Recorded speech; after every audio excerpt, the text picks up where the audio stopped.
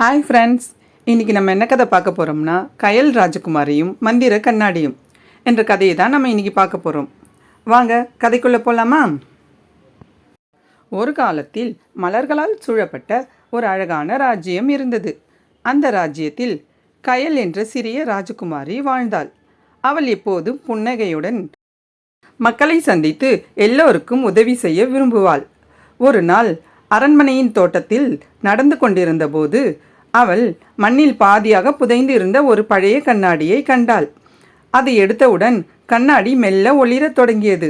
அதிலிருந்து ஒரு குரல் வந்தது. கயல், நான் மந்திர கண்ணாடி, நல்ல மனம் கொண்டவர்களின் ஆசைகளை நிறைவேற்றுவேன் என்று கூறியது.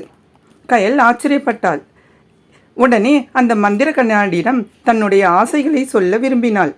கயல் அந்த மந்திர கண்ணாடியிடம் பேச ஆரம்பித்தாள்.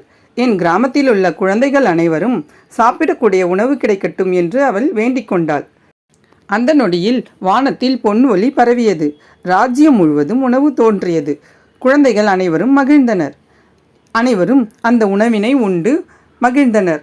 பல வகையான உணவுகளை கண்டதும் குழந்தைகளுக்கு மகிழ்ச்சியாக இருந்தது.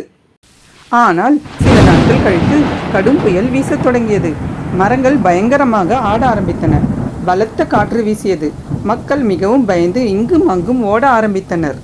கயல் மீண்டும் கண்ணாடியை தூக்கி என் மக்கள் அனைவரும் பாதுகாப்பாக இருக்க வேண்டும் என்று பிரார்த்தனை செய்ய ஆரம்பித்தாள்.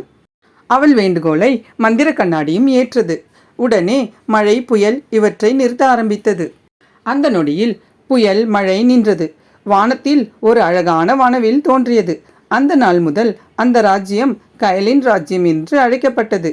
கயல் அரியணையில் அமர்ந்து மகிழ்ச்சியுடன் மக்கள் வாழ்வதை பார்க்கிறாள். நல்ல மனம் கொண்டவர்களின் கருணை தான் உலகின் உண்மையான மந்திரம். என்ன ஃப்ரெண்ட்ஸ், உங்களுக்கு இந்த கதை பிடிச்சிருந்தா லைக் பண்ணுங்கள், ஷேர் பண்ணுங்கள், சப்ஸ்கிரைப் பண்ண மறந்துடாதீங்க. மீண்டும் இதே மாதிரி ஒரு கதையில் சந்திப்போம்.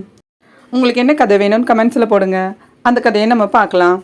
ஓகே ஃப்ரெண்ட்ஸ், பாய்.